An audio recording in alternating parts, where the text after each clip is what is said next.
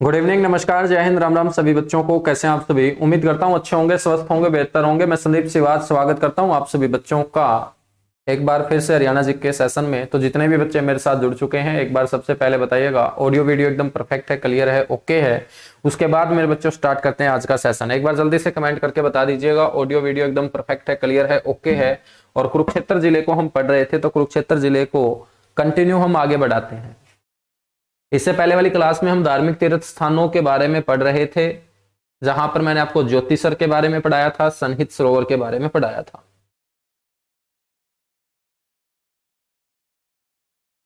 अच्छा, जितेंद्र बोल रहा है कि सर साथ में ये भी बताया करो कि उस पेपर में आया था, ये उस पेपर में आया था।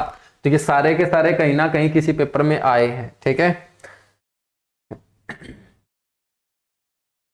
ठीक है भाई, सनहित सरोवर भी आया है, ज्योतिसर सरोवर भी कई बार पूछा गया है, राजघाट गुरुद्वारा भी। अब तुम आगे चल के ये बोलोगे कि सर वो पेपर किस दिन हुआ था, ये भी बताया करो, ठीक है। मंगलवार को हुआ था, बुधवार को हुआ था। यार ऐसा तो मत किया करो यार। जितना पढ़ा रहा हूं सारा का सारा पढ़ना है। ऐसा नहीं है कि जो पहले पेपर में आया है बार बार वही आता रहेगा, उससे अलग भी कंटेंट है हरियाणा जीके में, वो भी पूछा जा सकता है भाई। सनहित सरोवर के बाद आगे बढ़ते हैं, चलो। सनहित सरोवर के बाद हम पढ़ते हैं एशिया के सबसे बड़े सरोवर के बारे में। नाम है उसका ब्रह्म सरोवर। कौन सा सरोवर है वो? ब्रह्म सरोवर है।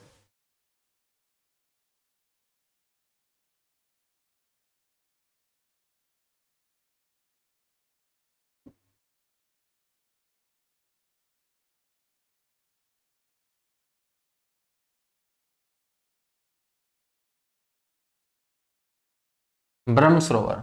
तो ब्रह्म सरोवर जो है बच्चों, ये किसको समर्पित है? भगवान ब्रह्मा को समर्पित है। भगवान ब्रह्मा को ये क्या है? समर्पित है। तो पेपर में पूछा गया था ब्रह्म सरोवर कौन से भगवान को समर्पित है, तो आगे जोड़ा गया ब्रह्म शब्द भगवान ब्रह्मा के बारे में बताता है। तो भगवान ब्रह्मा को ये क्या होगा? समर्पित होगा। आपसे पूछा जाएगा कि इसका जो निर्माण है वो किसके द्वारा किया गया था।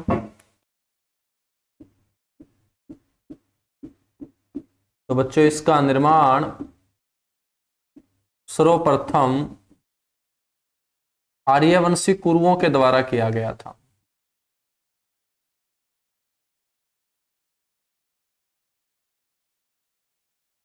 सर्वप्रथम आर्यवंशी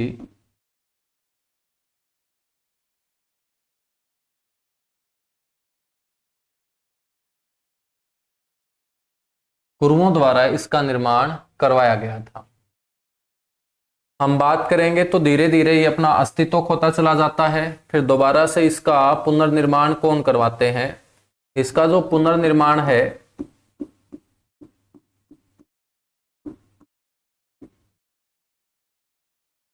वो 1850 में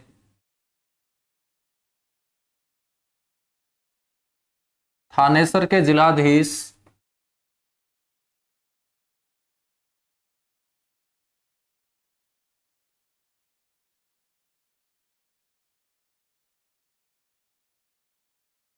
थानेसर के जिलाधीश लर्किन द्वारा करवाया गया था।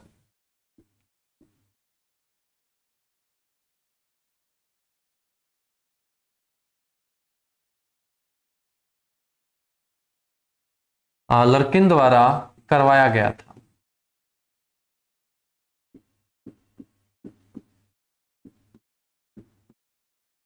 ठीक है। लेकिन आज जो रूप आप कुरुक्षेत्र में जाके ब्रह्म सरोवर का देखते हो बच्चों, ये वर्तमान स्वरूप देने का जो श्रेय जाता है, ब्रह्म सरोवर को वर्तमान स्वरूप देने का जो श्रेय जाता है वो गुलजारी लाल नंदा को जाता है। गुलजारी लाल नंदा जब अपना हरियाणा बना था उस समय देश के गृह मंत्री हुआ करते थे। गुलजारी लाल नंदा को हरियाणा के कैथल लोकसभा क्षेत्र से 2 बार लोकसभा सांसद चुने जाने का भी गौरव प्राप्त है। गुलजारी लाल नंदा जो देश के गृह मंत्री हुए हैं, 2 बार कार्यवाहक प्रधानमंत्री बने, तो ये हरियाणा के कौन से लोकसभा क्षेत्र से सांसद चुने गए थे? एमपी बच्चों, ये कैथल लोकसभा, पहले कुरुक्षेत्र लोकसभा सीट नहीं होती थी बल्कि कुरुक्षेत्र की जगह कैथल लोकसभा सीट होती थी। और गुलजारी लाल नंदा जब कैथल से एमपी हुआ करते थे तो कुरुक्षेत्र के धार्मिक तीर्थ स्थानों की कायाकल्प करने हेतु इन्होंने केंद्र सरकार को बोलकर एक बोर्ड स्थापित करवाने का काम किया था, और उसी बोर्ड की बदौलत कुरुक्षेत्र के अंदर सारे के सारे विकास कार्य किए जाते हैं। उस बोर्ड को केडीबी, कुरुक्षेत्र डेवलपमेंट बोर्ड के नाम से जाना जाता है, जिसकी स्थापना 1968 में की गई थी। और इस बोर्ड के जो अध्यक्ष होते हैं वो गवर्नर यानी राज्यपाल होते हैं, और उपाध्यक्ष जो होते हैं वो सीएम यानी मुख्यमंत्री होते हैं। तो वर्तमान स्वरूप देने का श्रेय जो जाता है वो गुलजारी लाल नंदा को जाता है। हम बात करें तो ये एशिया का पक्की ईंटों से बना, एशिया का पक्की ईंटों से बना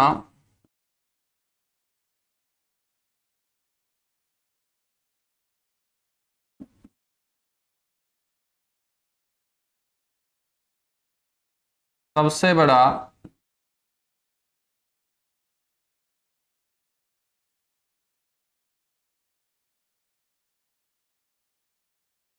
कृत्रिम सरोवर है बच्चों। एशिया का पक्की ईंटों से बना सबसे बड़ा क्या है? कृत्रिम सरोवर है। हम बात करें तो इस सरोवर को जो जल प्राप्त होता है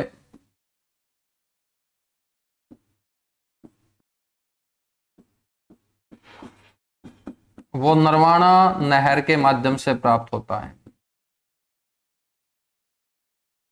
जो भाखड़ा नहर की एक ब्रांच है जिसे नरवाना ब्रांच बोल सकते हैं।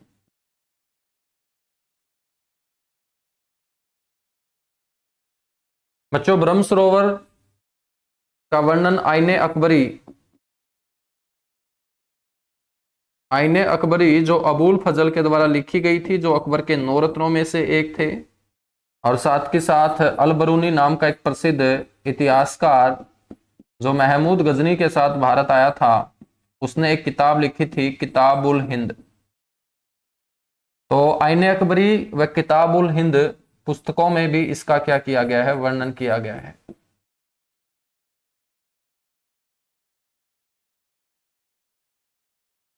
ठीक है बच्चों, आईने अकबरी लिखने वाले लेखक अबुल फजल के द्वारा इसे लघु रूप सागर के नाम से भी पुकारा गया था। अबुल फजल द्वारा इसे लघु सागर, छोटा समुद्र की संज्ञा दी गई थी। तो जब अबुल फजल आते हैं कुरुक्षेत्र में और इस सरोवर को देखते हैं तो जितनी दूर तक देखते हैं पानी ही पानी नजर आता है। तो बच्चों, पानी का इतना बड़ा रूप देखकर इस सरोवर को वो लघु रूप सागर की संज्ञा दे डालते हैं। आईने अकबरी में भी इसे लघु रूप सागर के नाम से पुकारा गया है। तो बड़ा इंपॉर्टेंट क्वेश्चन है कि ब्रह्म सरोवर को लघु रूप सागर की संज्ञा किसने दी? अबुल फजल ने, या अबुल फजल ने कौन सी किताब के अंदर इसका वर्णन किया है? आईने अकबरी के अंदर। किताबुल हिंद लिखने वाला कौन था? अलबरूनी था। अलबरूनी कौन था बच्चों? इतिहासकार था। किसके साथ आया था? महमूद गजनी के साथ आया था। और किताबुल हिंद के अंदर भी ब्रह्म सरोवर के बारे में जानकारी दी गई है, ये आप लोगों को पता होना चाहिए। साथ के साथ ये भी ध्यान रखना है कि युद्ध के दिनों में, युद्ध कौन सा बच्चों? महाभारत का युद्ध। युद्ध के दिनों में दुर्योधन को पानी के नीचे छिपने की एक अद्भुत कला आती थी। तो युद्ध के दिनों में दुर्योधन द्वारा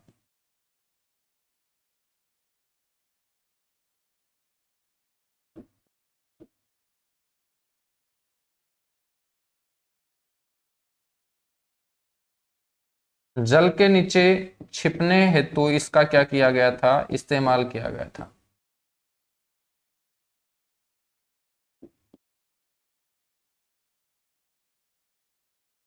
इस सरोवर का इस्तेमाल किया गया था।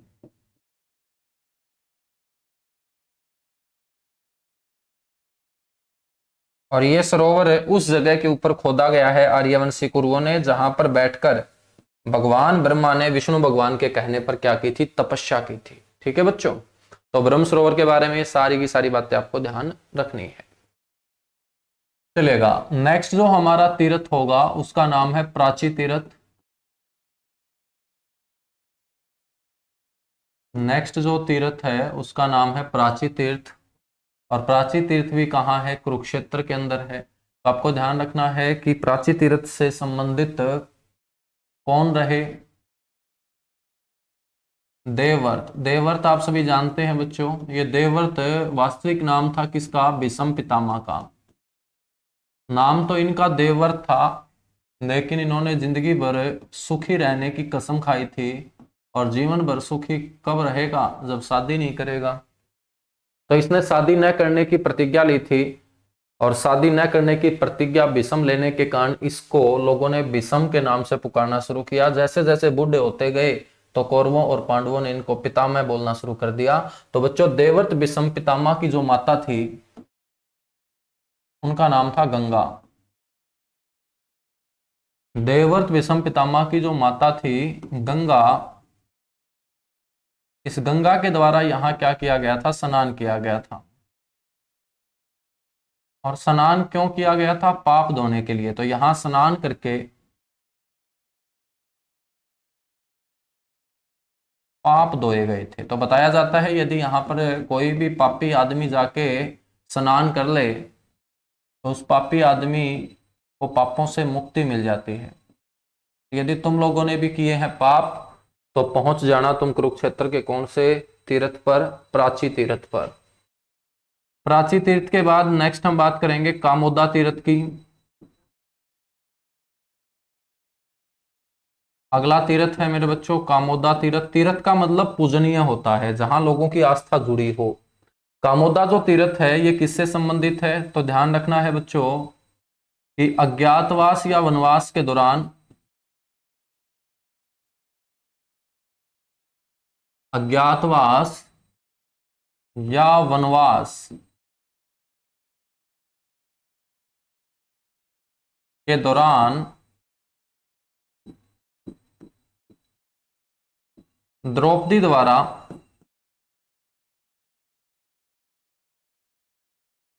यहां पांडवों के लिए क्या लगाई गई थी? रसोई लगाई गई थी।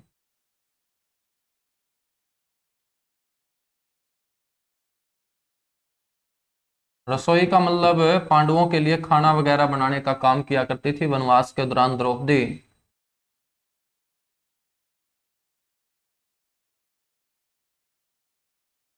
रसोई लगाई गई थी बच्चों।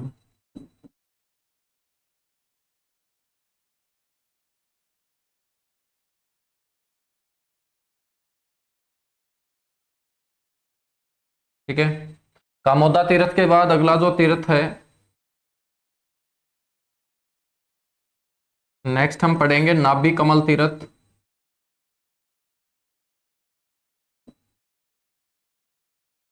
नाभि कमल तीर्थ भी कहां होगा? कुरुक्षेत्र में होगा।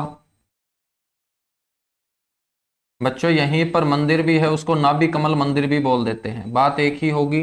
नाभि कमल तीर्थ कहाँ होगा? कुरुक्षेत्र में। और नाभि कमल तीर्थ के अंदर खास बात क्या है? खास बात यह है, नाभि का मतलब क्या होता है तुम सारे के सारे जानते हो। और नाभि से क्या निकला था? कमल का फूल निकला था। और कमल के फूल से कौन निकले थे? भगवान ब्रह्मा निकले थे। तो ये किसकी नाभि थी? जिससे निकलने वाले कमल के फूल से भगवान ब्रह्मा की उत्पत्ति हुई थी। ये नाभि थी भगवान विष्णु की। तो ध्यान रखना है बच्चों, यहां पर भगवान विष्णु, यहां पर भगवान विष्णु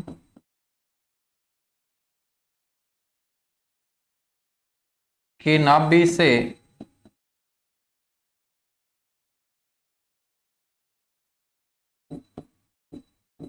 निकलने वाले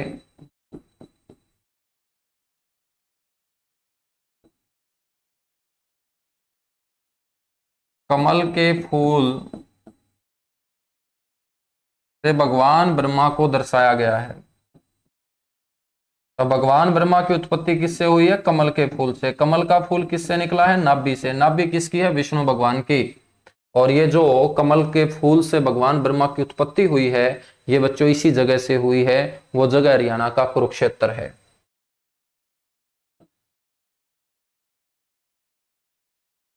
ये उत्पत्ति को क्या है, दर्शाया गया है। आपने भगवान ब्रह्मा की फोटो को देखा होगा, है ना? देखा है तो वो हमेशा कौन से फूल के ऊपर बैठे हुए नजर आते हैं? कमल के फूल पर। तो बच्चों वो कमल के फूल पे ही क्यों बैठे? वो गुलाब के फूल पे भी बैठ सकते थे, वो गेंदे के फूल पे भी बैठ सकते थे, वो गोभी के फूल पे भी बैठ सकते थे। तो ऐसा कमल के फूल में क्या था कि कमल के फूल के ऊपर ही भगवान ब्रह्मा बैठते हैं। बच्चों कमल के फूल से ही उनकी क्या हुई है, उत्पत्ति हुई है। इसीलिए भगवान ब्रह्मा के साथ कौन सा फूल जुड़ा होगा?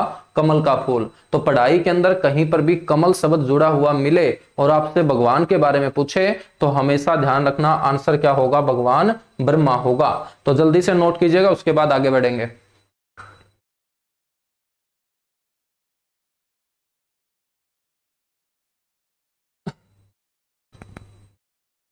नेहा चौहान, ऊपर बोर्ड का विजिबल नहीं है। गुड़िया स्क्रीन पूरी करोगे ना मोबाइल के अंदर तो सारा का सारा विजिबल होगा, ठीक है?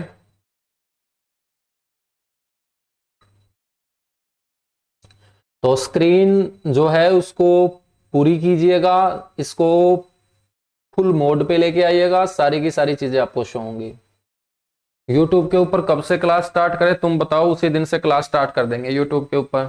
जिस दिन तुम बोलोगे उसी दिन से यूट्यूब के ऊपर क्लास स्टार्ट कर देंगे। बताओ कब करनी है क्लास स्टार्ट यूट्यूब के ऊपर? कल मॉर्निंग में कर दें? करंट अफेयर पढ़ाना स्टार्ट कर दूं आप लोगों को डेली यूट्यूब के ऊपर? लेकिन यूट्यूब के ऊपर तुम आते ही नहीं हो, पता नहीं क्या है। फ्री का कंटेंट तुम लोगों के हजम नहीं होता है, ठीक है? उसका भी फिर कोई ना कोई पेड बैच निकालना पड़ेगा, है भाई? तुम लोगों के फ्री का कंटेंट पता नहीं क्यों नहीं हजम होता। अच्छे बच्चे हो ना, इसलिए नहीं होता।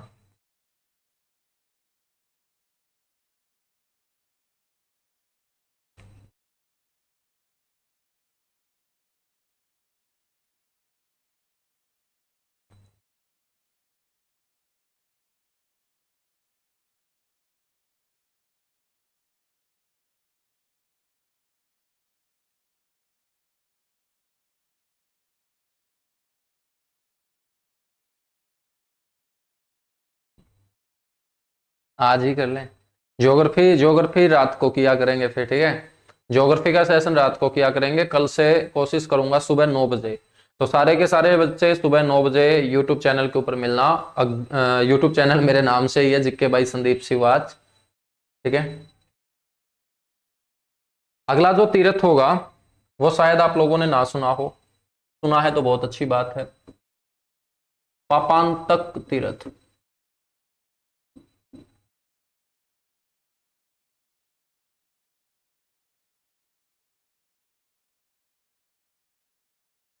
पापांतक तीर्थ, पापांतक का मतलब क्या होगा? पाप का अंत। पापा का अंत नहीं है, ये पाप का अंत है, ठीक है? जहां पर पाप का अंत हो उसी को बोलेंगे पापांतक तीर्थ। तो पापांतक तीर्थ कहाँ है भाई? पेहवा में है। और पेहवा कहाँ है? कुरुक्षेत्र में है सर।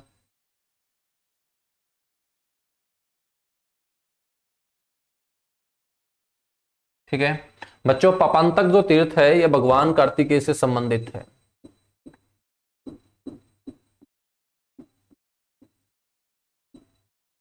भगवान कार्तिकेय से ये क्या है?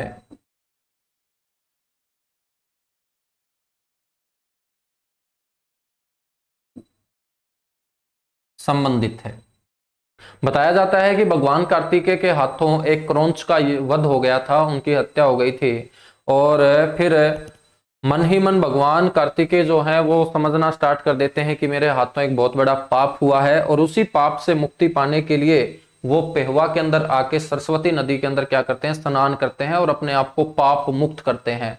तो जहां पर सरस्वती नदी के अंदर बच्चों स्नान करने के बाद अपने आप को पाप मुक्त करने का काम कार्तिकेय भगवान ने किया था, तो उसी जगह को लोगों ने पूजना स्टार्ट कर दिया और उसको बोलते हैं पापांतक तीर्थ, जहां से पाप का क्या होता है? अंत होता है।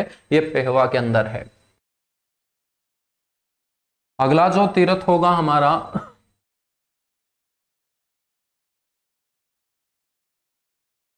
वो होगा मेरे बच्चों कमलनाथ तीर्थ।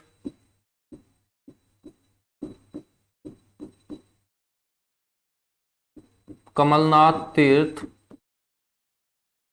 अब ये जो कमलनाथ तीर्थ है ये किससे संबंधित होगा बच्चों? जहां पर भी कमल का फूल आया है तो सीधी सी बात है वो भगवान ब्रह्मा से संबंधित होगा। ये भगवान ब्रह्मा से क्या है? संबंधित है।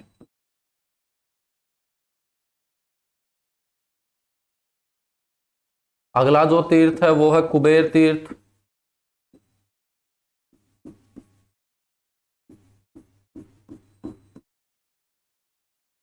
कुबेर तीर्थ, ये भी कुरुक्षेत्र के अंदर कुबेर तीर्थ है। ये चैतन्य महाप्रभु से संबंधित है।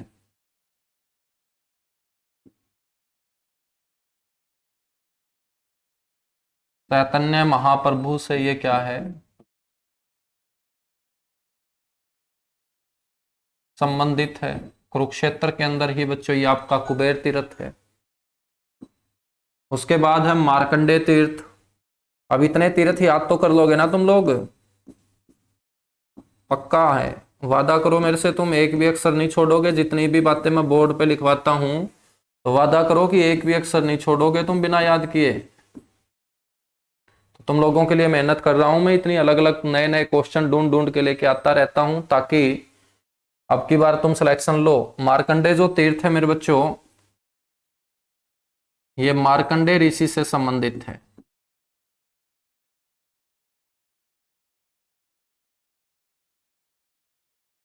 मार्कंडे ऋषि से संबंधित है। यहीं पर बैठकर मार्कंडे नाम के ऋषि ने क्या किया था बच्चों? तपस्या की थी। इसी को बोलते हैं मार्कंडे तीर्थ। अगला जो तीर्थ है वो है भीमगोडा तीर्थ।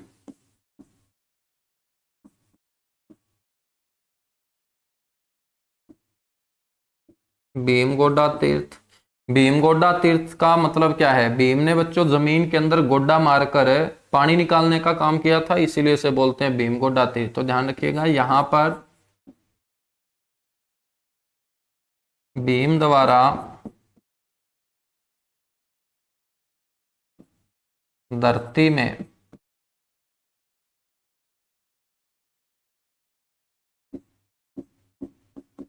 गोड्डा मारकर, गोड्डा तो समझते होगे तुम, हरियाणा के बालक को गोड्डा तो जानते होगे। गोड्डा मारकर बच्चों जल की धारा निकाली थी। तो जब भी भीम का पीने का मन करता था पानी, तो ये किसी से बच्चों पानी मंगवाने का काम नहीं करता था, वहीं पे गोड्डा मार देता था और गोड्डा मार के अपना पानी निकलवा लेता था। ठीक है, जल की धारा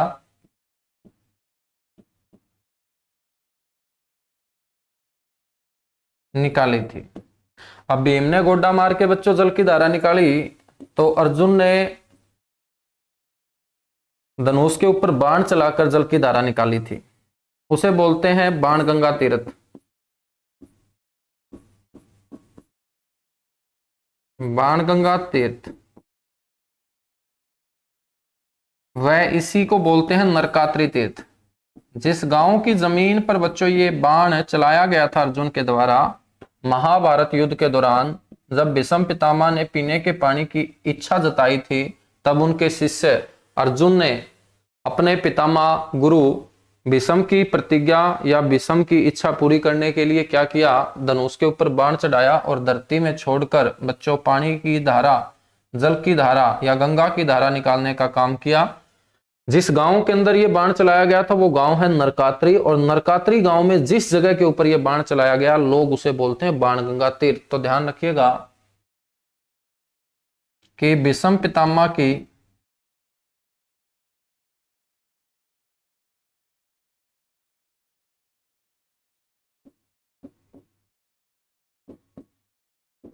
जल इच्छा पूरी करने हेतु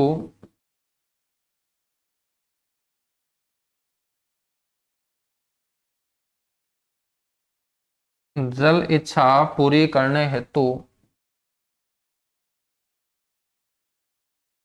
अर्जुन द्वारा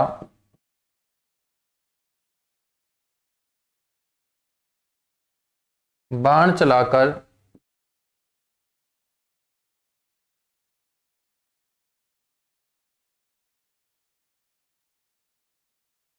गंगा की धारा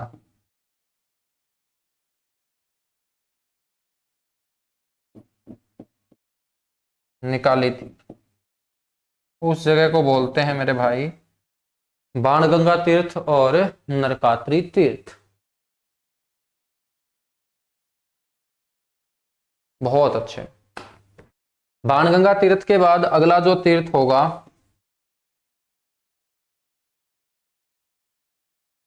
वो यहां पर होगा मेरे भाई अमीन तीर्थ।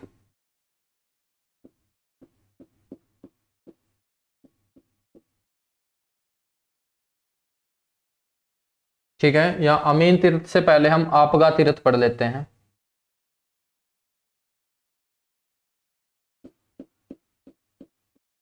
आपगा तीर्थ मेरे बच्चों, आपगा जो तीर्थ है ये दयालपुर गांव में है। और दयालपुर गांव कौन सा है? वो गांव है जहां से मारा गांव जगमग गांव योजना शुरू हुई थी 1 जुलाई 2015 को। दयालपुर गांव के अंदर ये आपका आपगा तीर्थ है। और ये कौन सी नदी के किनारे था? आपगा नदी के किनारे।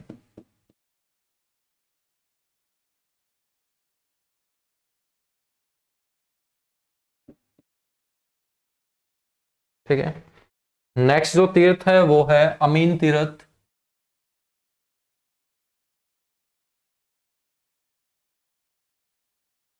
अमीन तीर्थ जिस गांव के अंदर है उस गांव का नाम अब कर दिया गया है अभिमन्युपुर। तो गांव के नाम पर ही ये तीर्थ आप लोगों को मैं बता रहा हूं, ये आपका अभिमन्युपुर गांव में है। और अभिमन्यु पुत्र थे मेरे भाई किसके? सर अर्जुन के। और अर्जुन के पुत्र अभिमन्यु को चक्रव्यूह में घेरकर मार दिया गया था युद्ध के दौरान। तो युद्ध के दौरान जो कौरवों ने चक्रव्यूह बुना था अभिमन्यु के लिए, वो कौन से गांव की धरती के ऊपर? अमीन गांव की धरती के ऊपर।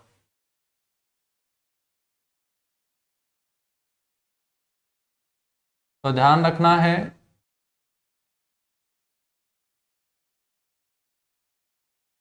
कि कौरवों द्वारा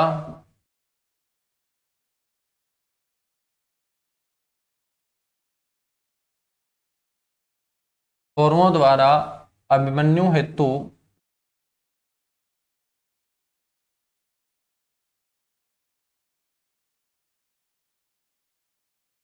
चक्रव्यूह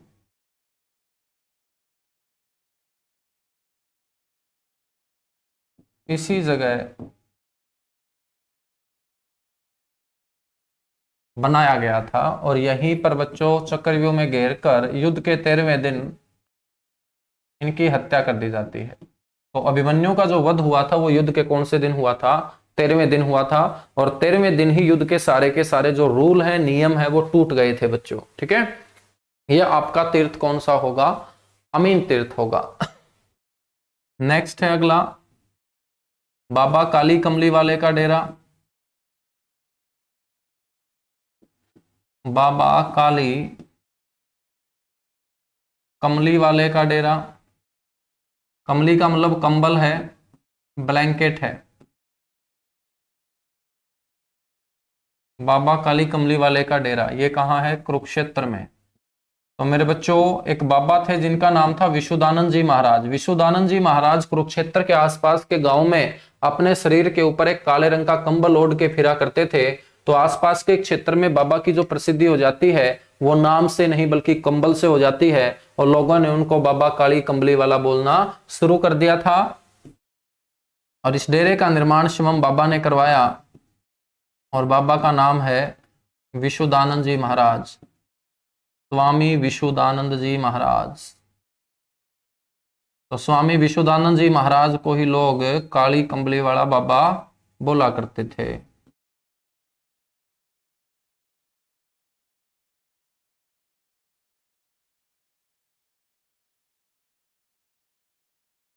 ठीक है, स्वामी विशुद्धानंद जी महाराज। तो फटाफट कीजिएगा मेरे भाई इसको नोट, उसके बाद हम आगे बढ़ेंगे फिर।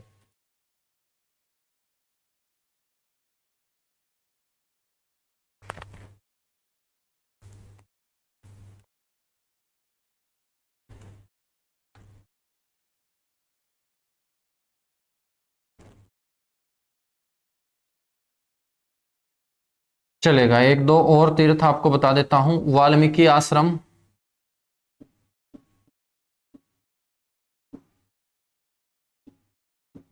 वाल्मीकि आश्रम आपको ध्यान रखना है।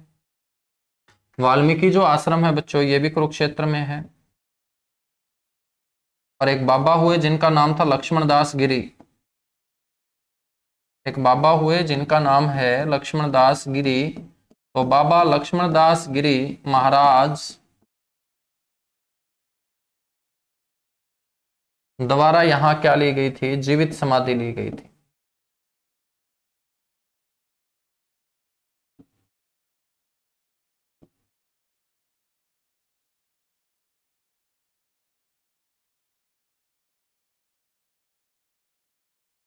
बाबा लक्ष्मण दास गिरी महाराज द्वारा यहाँ जीवित समाधि क्या है?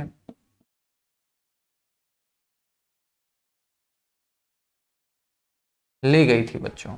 वाल्मीकि आश्रम के बाद नेक्स्ट है गौड़िया मठ।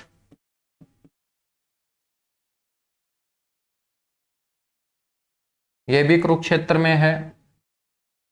और इस गौड़िया मठ के अंदर कौन रहेंगे? बाबा रहेंगे। बाबा कौन से? बंगाली। और बंगाली बाबाओं के द्वारा, बंगाली साधुओं के द्वारा यहाँ पर बैठकर भगवान श्री कृष्ण के सम्मान में हरे कृष्णा नाम का कीर्तन सारा दिन चलता है। तो बंगाली साधुओं द्वारा यहाँ पर हरे कृष्णा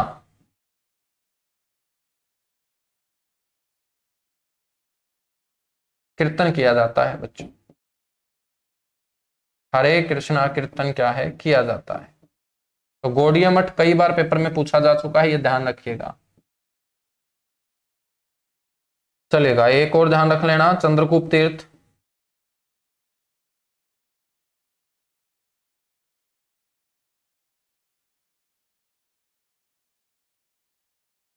चंद्रकूप तीर्थ ये भी कहाँ है? कुरुक्षेत्र में। कीजिएगा बच्चों जल्दी से डन। सारे के सारे तीर्थ मैंने पढ़ा दिए हैं, इससे अलावा कोई और तीर्थ तुमसे पूछने वाला है नहीं। बिल्कुल पैसा दे के ज्यादा समझ में आता है, ये बिल्कुल सही बात बोली है सैम ने, ठीक है। होटल में जो खाने का मजा है वो गुरुद्वारे में तुम्हें कहाँ आता होगा, क्योंकि गुरुद्वारे में खाना बहुत अच्छा मिलता है लेकिन वहां पैसे नहीं लगते हैं, बस दिक्कत ये है, ठीक है। तो पढ़ाई के अंदर भी जितना तुम पैसा दोगे उतनी ही आउटपुट आएगी, क्योंकि जब पैसा तुम देते हो तो दिमाग में मेरे बच्चों ये रहता है कि हमने कुछ ना कुछ जेब से दे रखा है तो उसकी आउटपुट हम ले लेते हैं। लेकिन जो चीज फ्री की होती है तो दिमाग के ऊपर बर्डन आता नहीं है। जब तक दिमाग पे बर्डन नहीं आएगा दिमाग आगे सरकता ही नहीं है भाई, आगे बढ़ता ही नहीं है, ठीक है। तभी तो हम हरियाणा के हैं। बताओ जल्दी से, यहां तक बातें नोट हुई? आगे बढ़ेंगे फिर। एक बार सारे के सारे बच्चे जो जुड़े हुए हैं थोड़ा थोड़ा अपना इंट्रोडक्शन तो दो मेरे को, कि सपना यादव तुम कहाँ से हो, विशाल तुम कहाँ से हो, सचिन वर्मा तुम कहाँ से हो, अजय, नेताजी, प्रदीप कुमार, सैम, कहाँ कहाँ से तुम लोग जुड़े हुए हो भाई? एक बार बताओ, थोड़ा थोड़ा इंट्रोडक्शन दो, उसके बाद आगे बढ़ेंगे फिर। सोनू रंधावा, सोनू रंधावा कहाँ से है? रेनू कहाँ से है? नेहा चौहान, ये तो गुड़गांव की लड़की है पक्की, नेहा चौहान। तो क्या मैं ठीक बोल रहा हूँ? नेहा चौहान। नानू वर्मा ये सिरसा से है पक्की। मनिका, पंकज, AR, जितेंद्र शोरान, संदीप डूल। बताओ बच्चों कहाँ कहाँ से तुम लोग जुड़े हुए हो? नेताजी जुड़े हुए हैं नांगल चौधरी से, सपना यादव महेंद्रगढ़ से जुड़ी हुई है, संदीप डुल कैथल से जुड़े हुए हैं, बहुत अच्छे। लविश रेवाड़ी से हैं, रेणु खरक पुनिया से, अनिरुद्ध गोहाना से, सोनू रंधावा सिरसा से। वाह भाई वाह, डेरों की नगरी सिरसा से जुड़े हुए हो तुम लोग।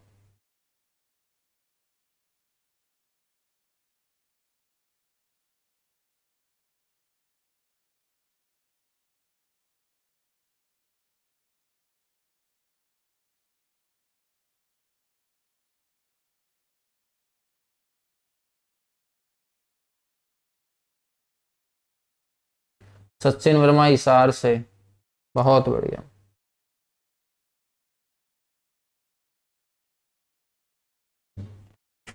रितु यादव भी हिसार से। हिसार वाले तो मिलने आ जा करो तुम लोग।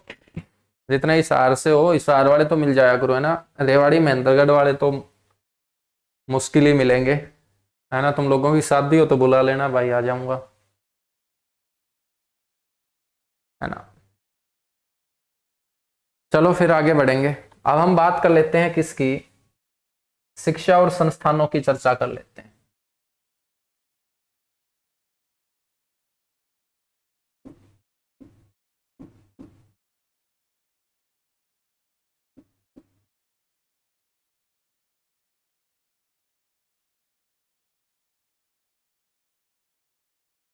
शिक्षा और संस्थान, मेरे बच्चों शिक्षा और संस्थानों में बात करेंगे तो सबसे बड़ी जो यूनिवर्सिटी है अपने हरियाणा के अंदर, स्टेट यूनिवर्सिटी की बात कर रहा हूं मैं, वो है कुरुक्षेत्र यूनिवर्सिटी। जो पहली यूनिवर्सिटी है, सबसे पुरानी यूनिवर्सिटी है, उसी की चर्चा करते हैं।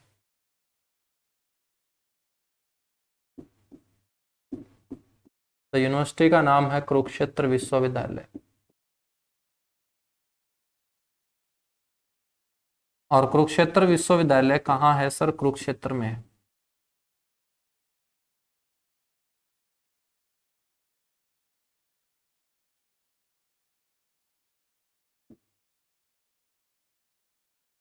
कुरुक्षेत्र विश्वविद्यालय कहाँ है? कुरुक्षेत्र में। बच्चों यदि हम बात करें स्थापना की,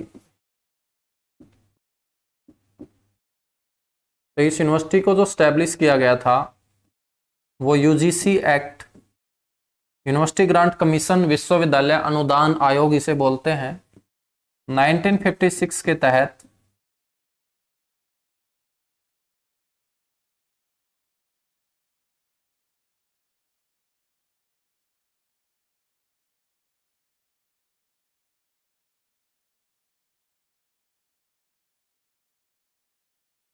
11 जनवरी 1957 को इसकी क्या की गई थी?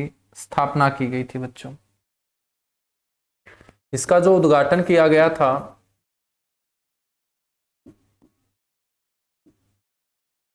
वो किया गया था तत्कालीन राष्ट्रपति राजेंद्र प्रसाद के द्वारा।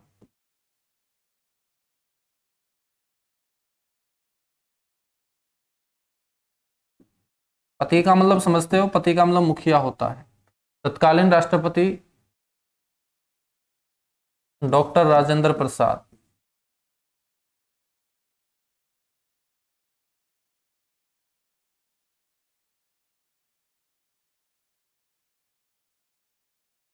तत्कालीन राष्ट्रपति डॉक्टर राजेंद्र प्रसाद के द्वारा इसका उद्घाटन किया गया था।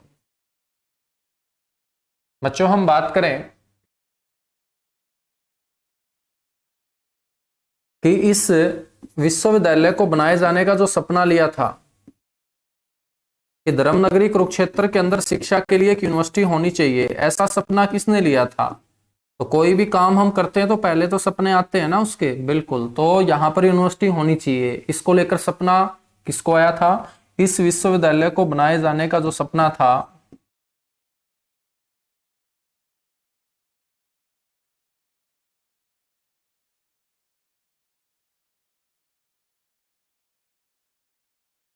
वो पंजाब के तत्कालीन गवर्नर, उस समय अपना हरियाणा पंजाब के अधीन होता था ना, तो पंजाब के तत्कालीन जो गवर्नर होते थे, गवर्नर का मतलब राज्यपाल, उनका नाम था चंदेश्वर प्रसाद नारायण। चंदेश्वर प्रसाद नारायण की यह सोच थी बच्चों कि धर्मनगरी कुरुक्षेत्र में शिक्षा के लिए एक यूनिवर्सिटी की स्थापना की जाए। चंदेश्वर प्रसाद नारायण। पूरे हरियाणा में सबसे पहले मैंने बताया था, ये क्वेश्चन ध्यान रखना, ठीक है। ये भी पूछ लेना किसने बताया था, तो मेरा नाम लेना है तुम्हें।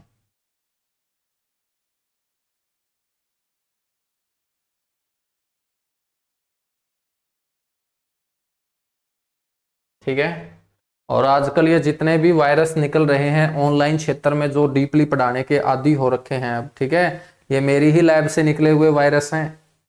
ठीक है, कभी मौका मिलेगा ना तब मैं बताऊंगा कि किस किस ने मेरा बैच परचेज कर रखा है और कौन कौन यूट्यूब के ऊपर पढ़ाता है। बड़े बड़े यूट्यूबर हैं जो मेरे बैच में एनरोल हैं, ठीक है, जिनको तुम भी फॉलो करते होंगे। तो ये सारे के सारे जो वायरस हैं, जो नए नए क्वेश्चन पढ़ाते हुए तुम्हें मिलेंगे, ये मेरी ही लैब से निकले हुए वायरस हैं।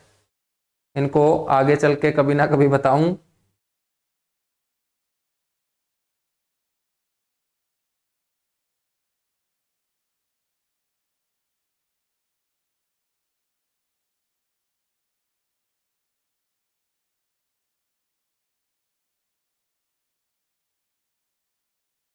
अरे स्पोर्ट्स वाला टॉपिक भी करवाऊंगा, एक बार ये चलने दे। दोनों क्लास में एक बार जल्दी जल्दी जिलों को कंप्लीट करते हैं, फिर स्पोर्ट्स वाले टॉपिक को ही कंप्लीट करेंगे। क्यों इतना दुखी हो रखा है तुम? आगे बढ़ेंगे बच्चों।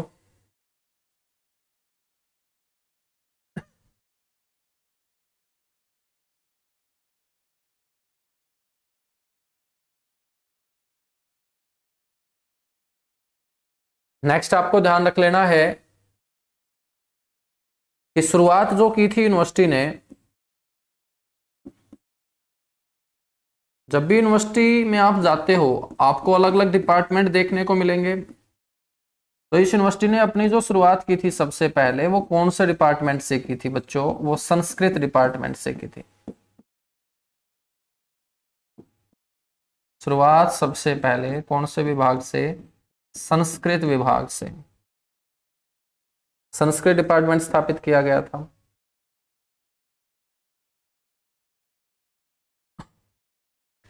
बच्चों प्रदेश का प्रथम,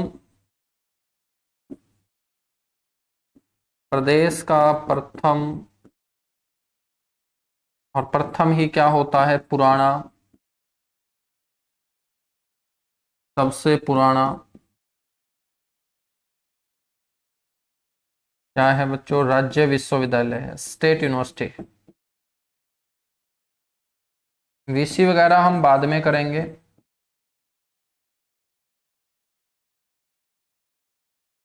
ठीक है बच्चों, इसमें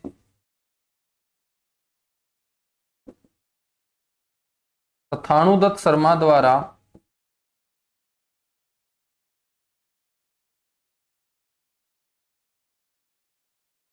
अनुदत्त शर्मा द्वारा लिखित संग्रहालय भी स्थित है।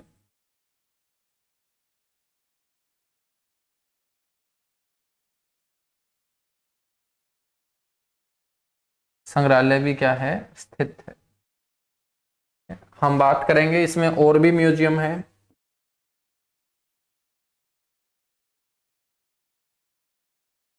इसमें 1857 की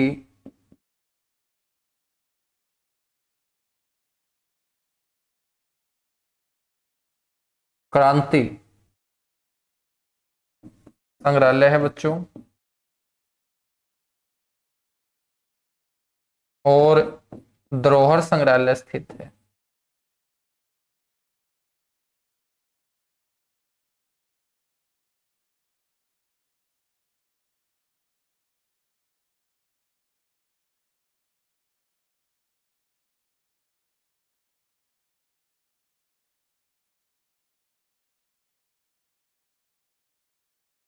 ठीक है, इसी विश्वविद्यालय के द्वारा एक पत्रिका निकाली जाती है,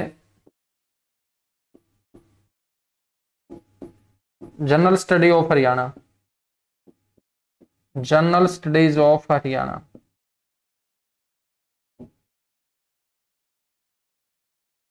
जनरल स्टडीज ऑफ हरियाणा कौन से विश्वविद्यालय के द्वारा निकाली जाने वाली पत्रिका है? कुरुक्षेत्र।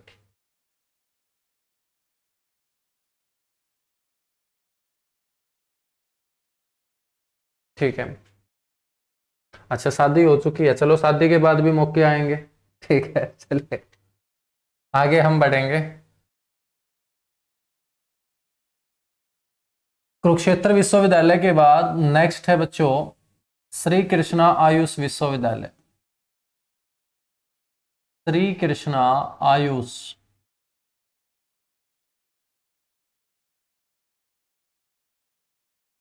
आयुष की जो स्पेलिंग होगी AYUSH होगी। श्री कृष्णा आयुष विश्वविद्यालय। बच्चों ध्यान रखिएगा कि ये प्रदेश में प्रथम और एकमात्र आयुष विश्वविद्यालय है।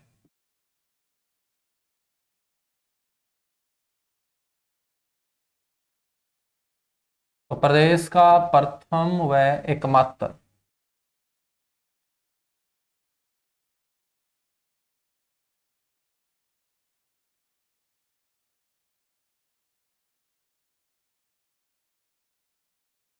आयुष का मतलब क्या है? आयुष का मतलब है चिकित्सा पद्धति से। और चिकित्सा की कितनी पद्धति है बच्चों? 5 चिकित्सा की पद्धतियों का पहला पहला अक्षर उठा के एक शब्द बनाया गया, उसी को आयुष बोलते हैं। ए का मतलब होता है आयुर्वेदा, वाई का मतलब होता है योगा एंड नेचुरोपैथी, यू का मतलब होता है यूनानी, एस का मतलब होता है सिद्ध, एच का मतलब होता है होम्योपैथी। तो चिकित्सा की 5 अलग अलग पद्धतियों का पहला पहला अक्षर उठा के एक शब्द बना दिया गया, उसी को बोलते हैं आयुष। और आयुष यदि चिकित्सा से संबंधित है तो आयुष नाम से एक डिपार्टमेंट भी बनाया गया, और इस डिपार्टमेंट को कौन संभालेंगे? जो हमारे हेल्थ मिनिस्टर होंगे, स्वास्थ्य मंत्री, और प्रेजेंट टाइम में वो कौन है? अनिल विज हैं। ठीक है, तो आयुष मंत्री भी कौन है? हरियाणा के अनिल विज हैं। इस यूनिवर्सिटी की हम स्थापना की बात करें, पहले ये एक आयुर्वेदिक कॉलेज हुआ करता था। इसी कॉलेज को 2017 के अंदर यूनिवर्सिटी में कन्वर्ट कर दिया जाता है। तो इसकी स्थापना बच्चों 2017-18 आपको ध्यान रखनी है। सर 17-18 में से पहले आंसर क्या देंगे? यदि 17 ऑप्शन में दे रखा है तो 17 देंगे, 17 ऑप्शन में नहीं है तो 18 देंगे। 18 से यहाँ पढ़ाई शुरू होती है, 17 में यूनिवर्सिटी बन जाती है। ठीक है, श्री कृष्णा आयुष विश्वविद्यालय के बाद नेक्स्ट है यहाँ पर एनआईटी। एनआईटी, एनआईटी की फुल फॉर्म होगी national institute of technology.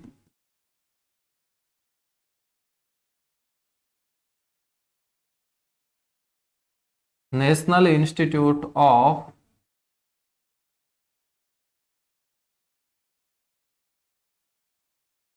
Technology, Hindi में बोलते हैं राष्ट्रीय प्रौद्योगिकी संस्थान।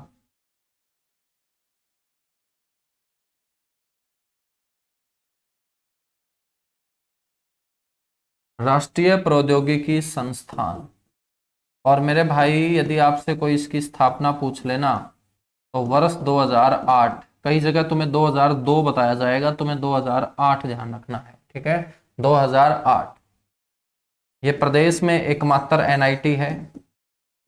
पढ़ाई के क्षेत्र में, इंजीनियरिंग के क्षेत्र में सबसे बड़ा इंस्टीट्यूट आईआईटी होता है, आईआईटी के बाद एनआईटी होता है। तो प्रदेश में एकमात्र एनआईटी है बच्चों ये। पहले ये सिर्फ एक इंजीनियरिंग कॉलेज हुआ करता था जो कुरुक्षेत्र यूनिवर्सिटी कुरुक्षेत्र के अधीन काम किया करता था। 2008 में इसे एनआईटी का दर्जा दे दिया जाता है। नेक्स्ट है बच्चों यहाँ पर एक गुरुकुल है जो पूरे भारत में फेमस है, नाम है उसका कुरुक्षेत्र गुरुकुल। और कुरुक्षेत्र गुरुकुल की यदि मैं बात करूं तो स्थापना ध्यान रख लेना 1912। किताबों में स्थापना इसकी लिखी मिलेगी 1911, लेकिन तुम्हें ध्यान रखना है 1912। स्थापना 1912 में हुई। और इसके जो संरक्षक हैं, इसके जो केयर टेकर रहे वो रहे हैं आचार्य देवव्रत। और आचार्य देवव्रत के बारे में आप सभी जानते हैं, हिमाचल प्रदेश के ये गवर्नर रहे और वर्तमान में गुजरात के राज्यपाल हैं। आचार्य देवव्रत पानीपत के समालखा में पैदा हुए, वो इसके संरक्षक हैं। उसके बाद मेरे भाई यहाँ पर है जवाहर नवोदय विद्यालय।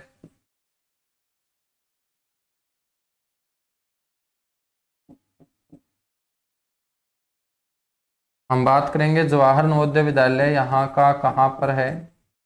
तो जवाहर नवोदय विद्यालय है सर कुरुक्षेत्र के अंदर निवारसी गांव में। निवारसी गांव के अंदर।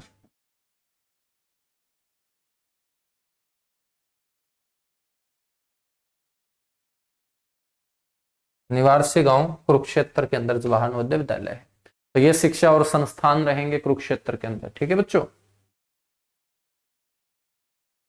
कीजिएगा फटाफट नोट। और उसके बाद हम बात करेंगे यहाँ पर टूरिज्म की, पर्यटन स्थलों की बात करेंगे, फिर व्यक्तित्वों की बात करेंगे, और उसके बाद हम बात करेंगे यहाँ से बनने वाले महत्वपूर्ण तथ्य, इंपॉर्टेंट जो क्वेश्चंस होंगे उनकी।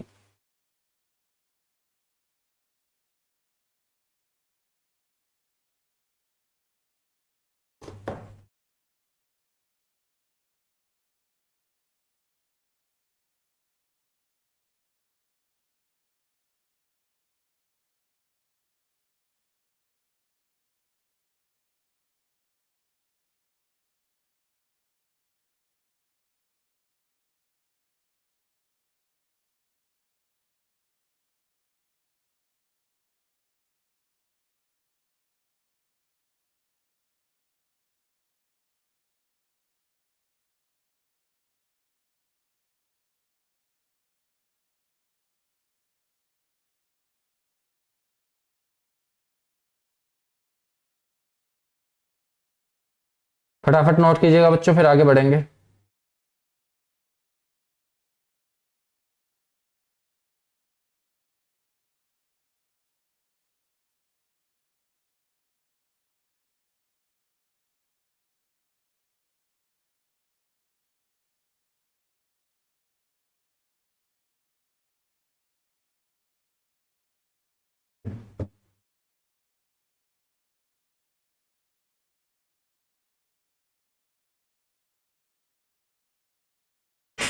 चलेगा, डन हो चुका है तो आगे बढ़ते हैं।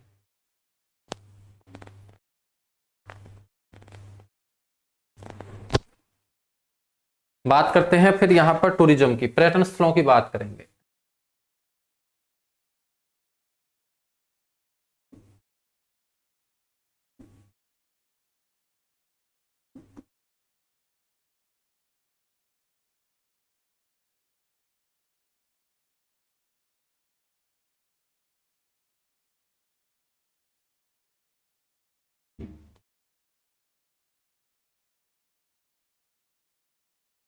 बच्चों पर्यटन स्थलों में सबसे पहले ध्यान रखना है, यहां पर एक तारामंडल, कल्पना चावला तारामंडल के नाम से उसे जाना जाता है।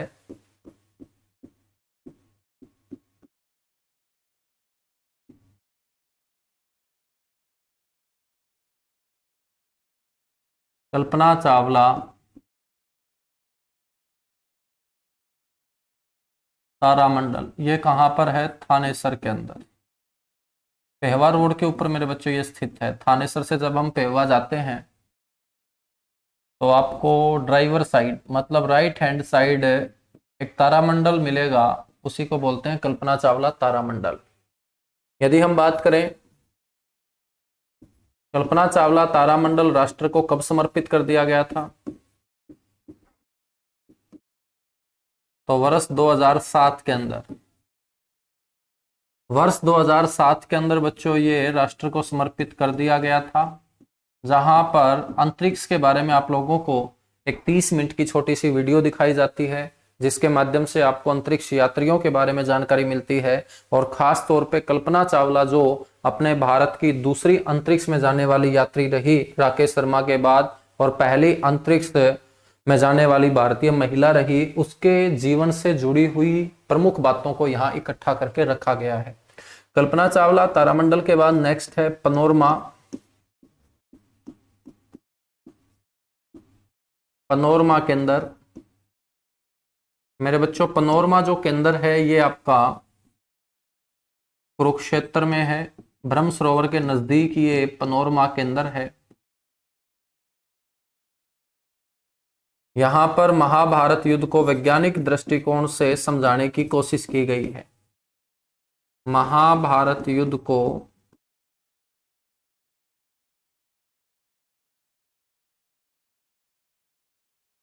वैज्ञानिक दृष्टिकोण,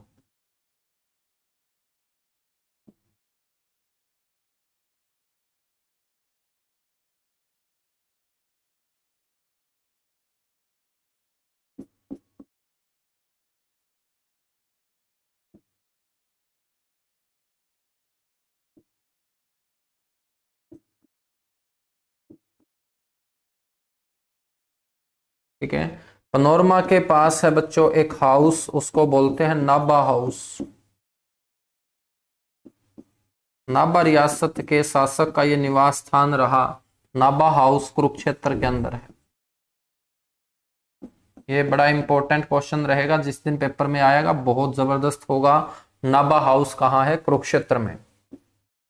उसके बाद बच्चों यहाँ पर एक धाम है, उसको बोलते हैं नीलकंठी धाम। नीलकंठी धाम भी ब्रह्म सरोवर के नजदीक कुरुक्षेत्र में है।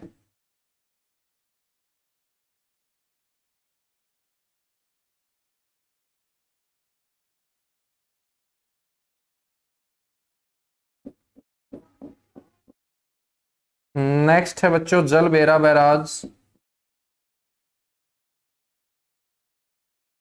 जलबेरा जो बैराज है ये मारकंडा नदी के ऊपर बनाया गया है बच्चों। और मारकंडा जो नदी है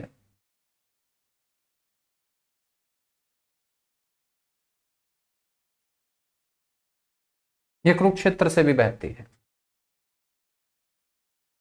उसके बाद है पैराकीट पर्यटन स्थल। पैराकीट पर्यटन स्थल, और पैराकीट जो पर्यटन स्थल है ये है आपका पीपली के अंदर।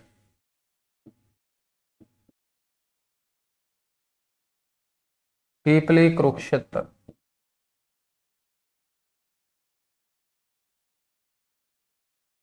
नेक्स्ट है बच्चों पीपली चिड़ियाघर।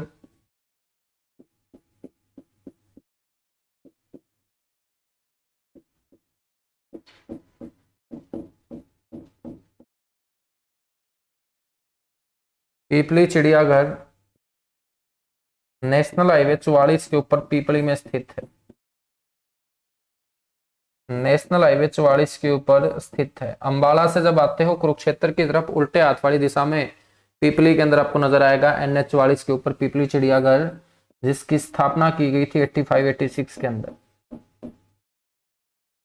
इसकी स्थापना कब की गई थी? 85-86, 85-86। 85-86 में पीपली चिड़ियाघर की स्थापना की गई थी। नेक्स्ट हम बात करते हैं, यहां पर एक म्यूजियम है जिसका नाम है श्री कृष्णा म्यूजियम।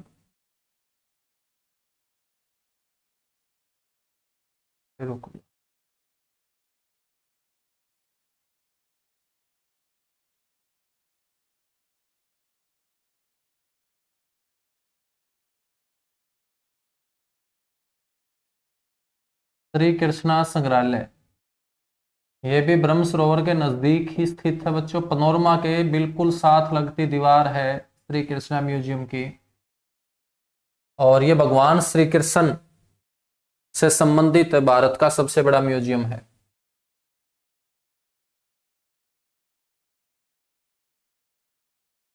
भगवान श्री कृष्ण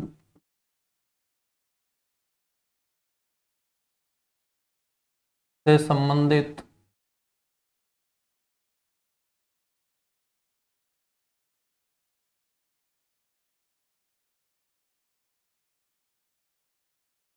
भारत का सबसे बड़ा म्यूजियम।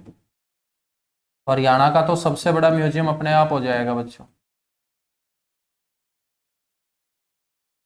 भारत का सबसे बड़ा संग्रहालय है ये।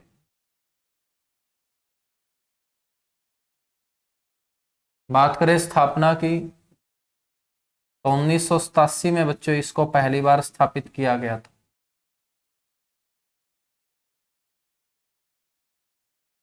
श्री कृष्णा म्यूजियम के बाद गुलजारी लाल नंदा संग्रहालय।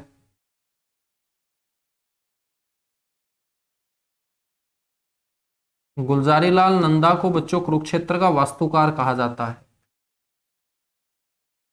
क्योंकि आज जो कुरुक्षेत्र के धार्मिक तीर्थ स्थान आपको अच्छे तरीके से बने हुए नजर आएंगे, उनको ऐसा रूप देने में गुलजारी लाल नंदा का सबसे बड़ा रोल रहा है, क्योंकि इन्होंने केंद्र सरकार को बोलकर कुरुक्षेत्र के धार्मिक स्थानों की काया पलट करने हेतु एक कुरुक्षेत्र डेवलपमेंट बोर्ड की स्थापना करवाने का काम 1968 में किया था। तो गुलजारी लाल नंदा जो म्यूजियम है,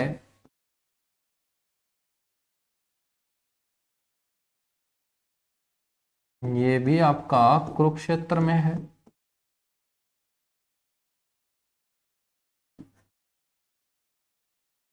गुलजारी लाल नंदा संग्रहालय की स्थापना 2002 में की गई थी।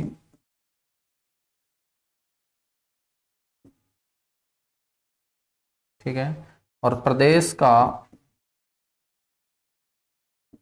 एकमात्र व्यक्तिगत संग्रहालय है, किसी विशेष व्यक्ति से जुड़ी हुई बातों को जहां इकट्ठा करके रखा गया है।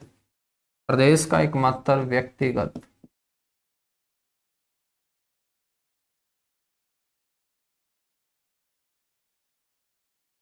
संग्रहालय है। नेक्स्ट है गीता भवन।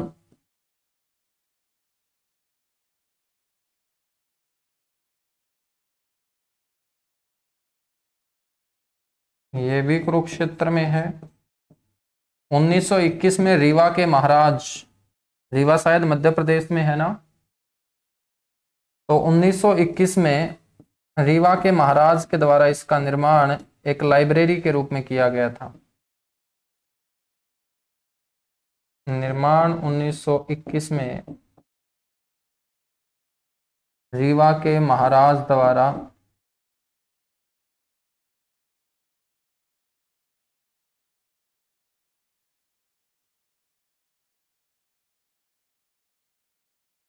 पुस्तकालय के रूप में, पुस्तकालय के रूप में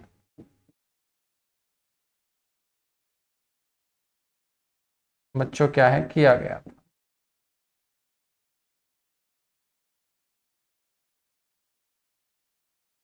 ठीक है, तो आज के लिए इतना सा ही हम करें, बाकी हम मिलेंगे कल की क्लास में, और कल की क्लास में कुरुक्षेत्र जिले को कंप्लीट कर ही लेंगे। ठीक है, तो इसी तरीके से हम चलेंगे आगे, जैसे हम चल रहे हैं इतनी ही स्पीड से चलेंगे, और यदि तुम बोलोगे कि थोड़ी सी स्पीड बढ़ाओ तो फिर ये इतनी चीज़ें ऐसे अच्छे तरीके से मैं मेरे हाथों से अच्छी अच्छी राइटिंग में नहीं लिखूंगा। फिर जैसे बाकी जगह दूसरे प्लेटफॉर्म पे तुम्हें मिलता है वैसा तुम्हें यहाँ पर भी मिलेगा, लेकिन इतना भरोसा दिलाता हूँ कि जितना इस प्लेटफॉर्म पे तुम्हें कंटेंट मिलेगा हरियाणा के अंदर तो तुम्हें कहीं नहीं मिलेगा भाई। ठीक है, बिल्कुल आंखें बंद करके भरोसा कर लेना, और पेपर के अंदर वो भरोसा आप लोगों का प्रूव भी हो जाएगा कि बहुत अच्छा हमने कंटेंट इकट्ठा किया है। बस एक आप लोगों से विनती है कि जितनी चीज़ें मैं बोर्ड पे करवाता हूँ इसको हल्के में ना लेके बार बार इन चीज़ों की प्रैक्टिस करते रहिएगा, बार बार इनको पढ़ते रहिएगा। एक बार पढ़ने से कई जिक्के के अंदर बातें याद नहीं रहती हैं, कम से कम 4 से 5 बार किसी चीज़ की आप रिवीजन करोगे तब जाके क्या है आपकी ये बातें दिमाग में रुकेंगी। ठीक है, चलेगा। Thank you, bye bye, love you आप सभी को।